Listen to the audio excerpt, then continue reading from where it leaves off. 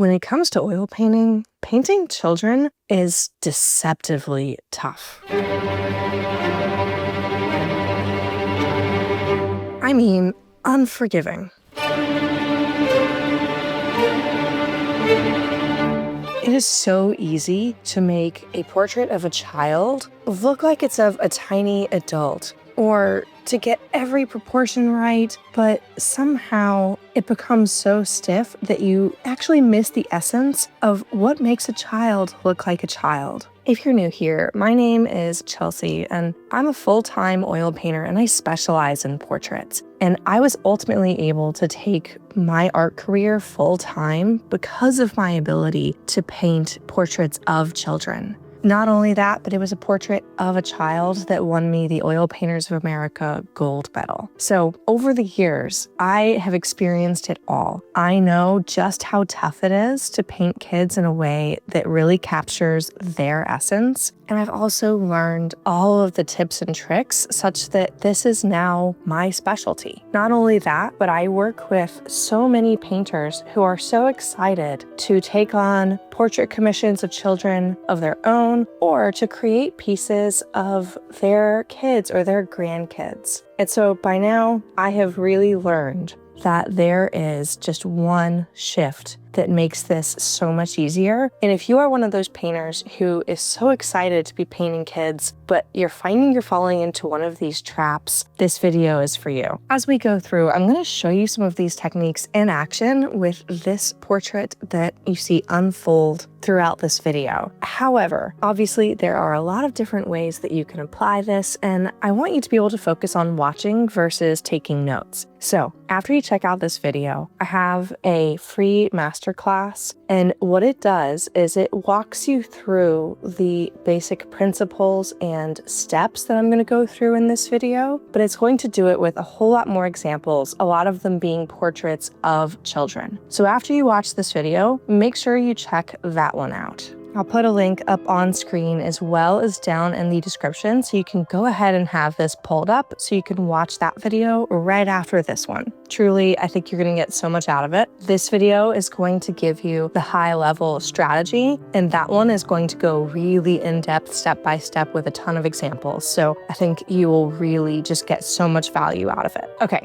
now let's dive in. Before I dive into the tactics of what really has to shift in your studio practice to be more comfortable and successful painting children, it's important that we take a moment to understand why painting children is uniquely difficult. The truth is, most artists approach painting a portrait of a child the same way that they would approach a portrait of an adult. Same process, same priorities, same techniques. But children aren't just small adults. Their faces are fundamentally different, not just in proportion, which is a big piece of this, but in the softness of their skin, the smooth rounding of the forms, and also just a lot about their expressions and the energy that they radiate. When you paint an adult, you can get away with a certain amount of stiffness. You can get away with a certain amount of leeway in terms of how hard your edges are or how tight the painting gets, because those things tend to produce the effect of age on the sitter, which when you're painting an adult, we want some of that. We want a feeling of age, but kids are so much less forgiving. We really need to calibrate every technique we're using to create a youthful appearance. And fundamentally, that means it's going to be a much less forgiving process. And if you have ever tried to paint your grandkid and have found that it just looks like this sort of uncanny valley blend of someone really young and really old, and it just doesn't capture their essence, I think you know what I'm talking about. So adults naturally have more defined features. That means there's going to be stronger shadow patterns on their face and a clearer sense of structure that's going to encourage and let you actually get away with some really hard edges. But children, they're all about softness. All of their features are going to be much smoother and much more rounded. And that means that we have to paint in a way that is fundamentally very soft. Not only that, but they're all about movement. It's not that much of a stretch to ask an adult to sit for you from life if that's something that you do. But even if you love painting from life, you would probably seriously hesitate before suggesting a 5-year-old child sit for you from life. No, they're just too wiggly for that.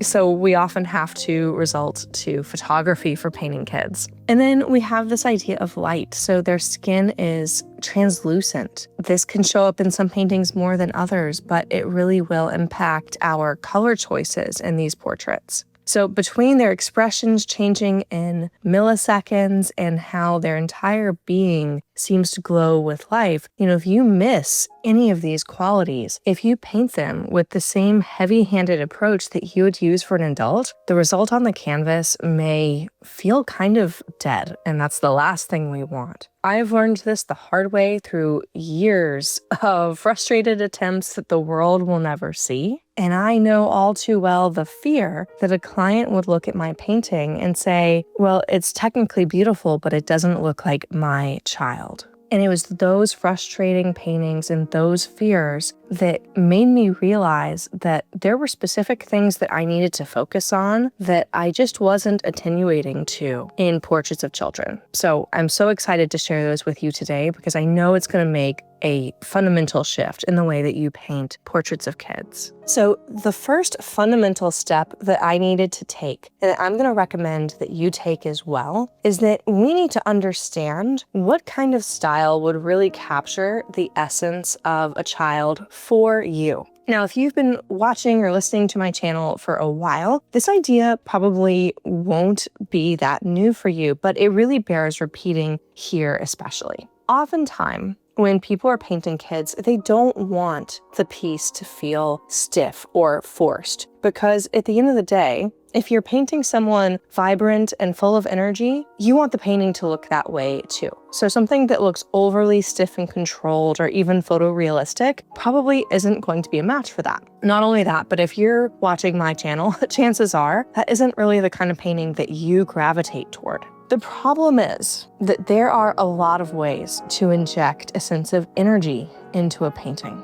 We can do it through all different kinds of brushwork and composition and color, and it's really essential that we have an idea of which one works for you and for the painting that you want to make. I talk to painters who have this kind of goal all the time. They want to do a series of portraits of their family for their family, and they especially are excited to paint their grandkids. And they know they don't want to do it in a tight photorealistic way. That's what they have photographs for. But they come to me and they say, I want them to feel loose and vibrant and expressive. The problem is that there are a lot of different ways to paint loose, vibrant, expressive. There's a lot of different ways to create a painting that looks energetic. And so before we dive in to your specific portrait that we want to work on, it really, really bears taking the time to understand what is your North Star, not just with this painting, but with your artwork in general.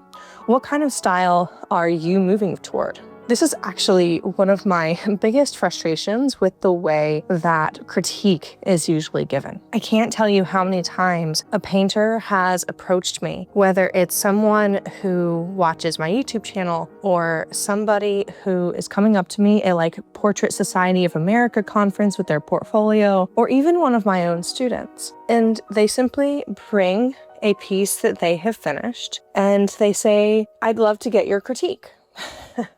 And if you have actually ever met me in person or chatted with me online, one-on-one, you will know I essentially won't do that. I will ask you a ton of follow-up questions. I specifically want to know, what are you going for?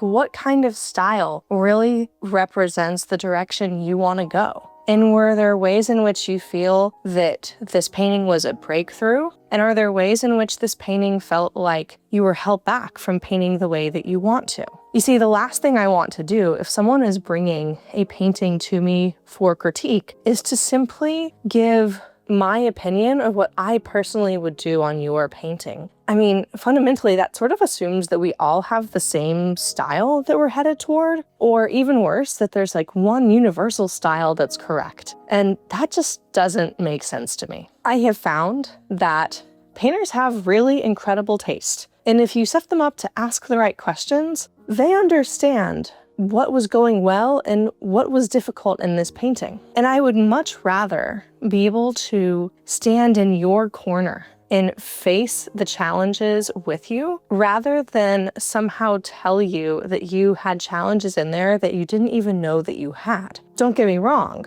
I do want to open your eyes to things that maybe you weren't attuning to, but I never want it to feel adversarial. I always want to make sure that we are aligned on the same vision so that when I give you feedback, I'm really able to come at it from the same position that you are, just with the added force of my own experience and my expertise that I can lend you. So if you're listening to this and you're thinking, well, Chelsea, all of that sounds great, but I don't know what my style is. Or I'm afraid that maybe I just don't have a style, or maybe I'm just naturally a tight painter. I don't know what I'm headed toward.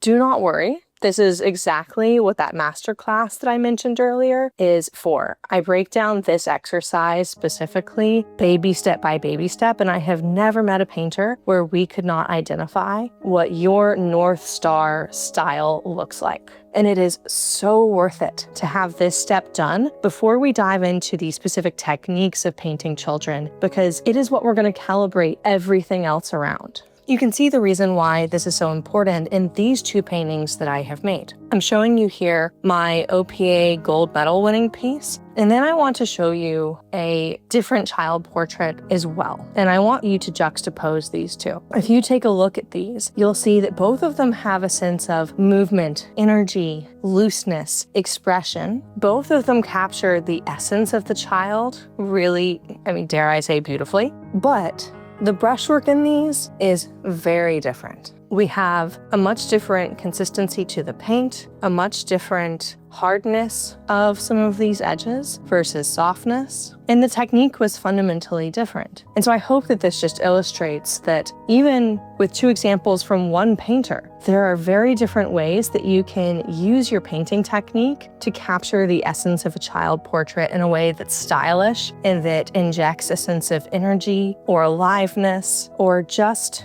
artistry into the composition. And it is worth it to take the time to understand what that ideal style looks like for you, because it will shift the way in which you approach the canvas. And we don't want to put the cart before the horse and have you start painting first and then have to correct the style or inject that life into the painting second. Now that we have that preliminary step checked off, let's talk about the next really practical step for a specific portrait that you want to paint. And that is, we need to get you a reference that sets you up for success. And we need to make sure that this is tuned to painting children. Capturing a reference of a child is a different beast to capturing a reference of a still life. And of course, it is also different to capturing a reference of an adult. After all, an adult is often very easy to pose. They are patient. They can sit still much more easily than a child can. And we need to make sure that our reference gathering is attuned to that. So here's the one single biggest mistake that I see painters make when they're wanting to create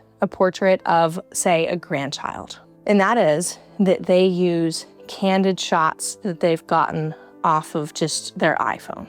Now, don't get me wrong. I am not here to hate on iPhone reference photos. I get photo references off of my iPhone all of the time. It's not really about that. It's about the lack of intentionality that comes into the image. Yeah, I'll take a second and I'll walk you through the merits of these images because I totally understand why you would want to paint off of them. And then I'll talk about the downsides. So the merits, you often do a really beautiful job of capturing that child's personality, which is a huge piece of this. But what we don't often do is find a composition that makes the image easy to paint, and we often find an image that has nothing to do with our North Star style that we were talking about in the previous step. So let's take this portrait commission that is unfolding as you watch this video.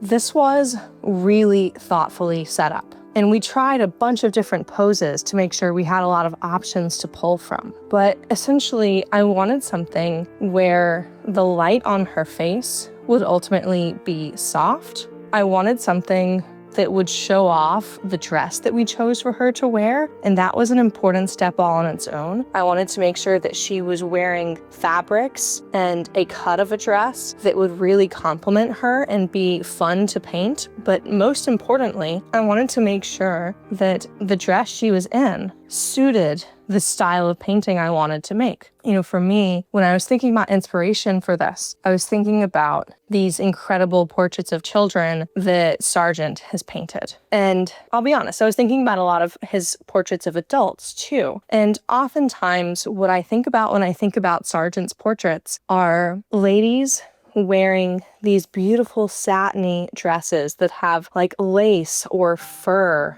accents on them. There's just such a richness to the textures. So I was really intentional with this photo shoot, and with this child's mother, we picked out a dress together that I knew would be perfect to paint from. It had the satiny finish I wanted. It had some beautiful gauzy lace to paint. There was just so much that set us up for success in that one choice. And so often, if you're just kind of getting a quick candid while you're playing with your grandkids on your phone, you know, they're wearing whatever t-shirt or shorts are comfortable for them to wear, as you would want for like everyday interactions with a child. But painting is a little bit different. And that's not to say that you always need to, you know, have a formal outfit. But it is important that we make sure that the outfit they're wearing really suits the style that you're going for. This is something that it's just taken me so long to learn as a portrait painter, but now that I've learned it, I would never go back. And that is really being intentional with the photo reference when it comes to the costuming. I wouldn't want to just have a model come over and pose for me in just any old outfit anymore. Instead, I'm gonna be really intentional about selecting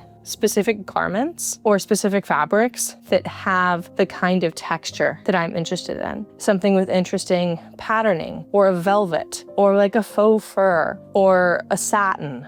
These all really interest me and they align with my North Star style. And so I don't want to leave this up to chance and just through sheer negligence have them show up in like a regular cotton tank top when that doesn't really excite me as a painter. And chances are different things will excite you too. I'm not here to say that in every child portrait they need to be wearing a beautiful satiny material. But for me, this added step was really important, and it's worth it to take the time to understand what is the ideal garment for you. Now, if you're just getting started and this extra step feels intimidating, that's okay. I would just stick with something simple and say like button-down shirt or their favorite dress, and stick with that, at least for the beginning. But it's worth it to pick something that feels intentional and special rather than just, you know, whatever they happen to be wearing on the day, because it does make a really big difference. So we've talked about the costuming or the garments that they wear. We've talked a little bit about the lighting, but I want to talk about it just a little bit more. And then I want to talk about how to capture a wiggly child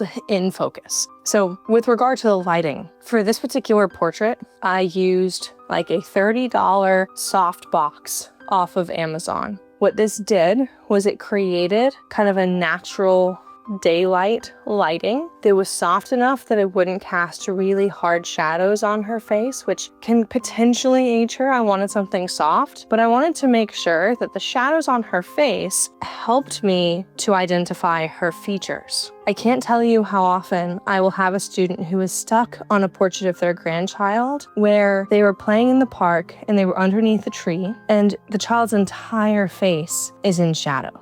This is a very, very difficult reference to paint from. And it's not to say that it's impossible, but one, chances are this kind of candid doesn't really relate to your North Star style. It was just kind of what was convenient in the moment, or a candid that felt cherished and like it brings up warm memories. But that doesn't mean that it's designed such that the light and shadow really helps you to show that child's unique face. So when I'm setting up a portrait composition and I'm getting my reference image, I typically look for the shadows to be in the eye sockets, under the nose, and under the jawline. Those would be the main ones. Now it can look a little bit different depending on what I decide. I can choose more 3/4 lighting where some of the far side of the face will come into shadow as well. But I basically just want to ensure that the shadows aren't like distractingly going across some other area of the cheek or any other part of the face for that matter. I'll show you an example here of a portrait of an adult where I have a very different shadow pattern, and I think you'll be able to see why this could be a little bit complicated when painting a child. Because yes, there are shadows in like her eye sockets in this portrait, and there is a shadow under her jawline, but there are also these extra shadows of her fingers being cast over her face, and it just kind of creates complication in the portrait. So this is the kind of thing that we typically want to avoid if we're setting ourselves up for success, rather than going for like one of the more difficult compositions we could choose. And finally, let's talk about how you get a good reference of a wiggly child. Okay, I know that you're probably watching this channel because you're excited to paint and not because you're excited to play around with a camera. After all, this is why you are a painter and not a photographer. But I will tell you, one tool that I have in my toolkit that I would never replace for doing a portrait of a child is a good camera that has an incredible autofocus. So in my case, I'm using a Sony a6600, and I have a prime lens on there, so like a fixed lens that is ideal for portraiture. On this particular camera, that's, I believe, a 35mm lens, but all that really matters is that you look for a portrait lens for that specific camera, so you'll have minimal distortion when it comes at least to getting images of faces. But what I love about my particular camera is that it is known for having an incredible autofocus. I am not a camera whiz. I don't want to take time to learn to be an expert photographer. I don't want to shoot in manual and run the risk of having a photo that is just way overexposed or blurry or anything else. I put this thing in auto and I just hold down the shutter. That's it. And it has eye tracking that is so good that my images are essentially always in focus, no matter how wiggly that child might be. I also shoot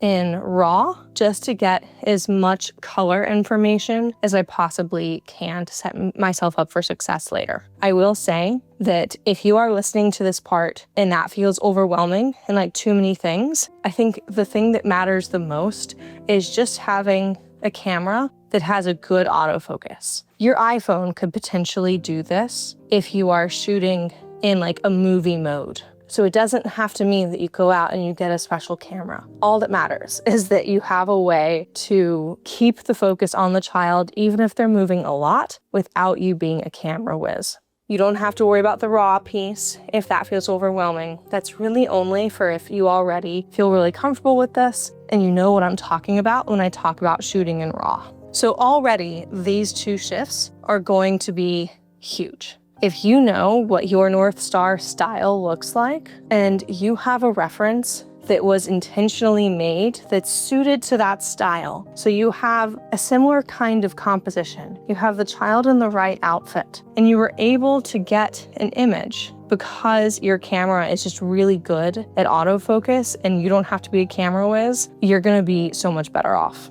And not only that, but I find that when artists have a good reference that already evokes their goal style, their North Star style, it tends to make the painting like 95% easier because you're not resisting your reference. You're not trying to force a square peg into a round hole. You're setting yourself up for success right from the beginning before you even put brush to canvas. Okay, I know you're probably excited to get to the painting piece, but thanks for sticking it out on those two preliminary pieces because they really are huge. But once you're in front of the canvas and you're actually getting to painting, here are some of the most common mistakes that I have found when it comes to painting kids and what I tell my own students to set them up for success when it comes to actually creating the image after they have the reference. I think the number one thing I want to say is be careful of hard lines on their faces, or particularly hard edges. I actually think this is part of what makes painting smiley images of children especially challenging. Personally, I like an image with a subtle closed mouth style for an oil portrait, just because it has that kind of classical look that you associate with an oil painting. But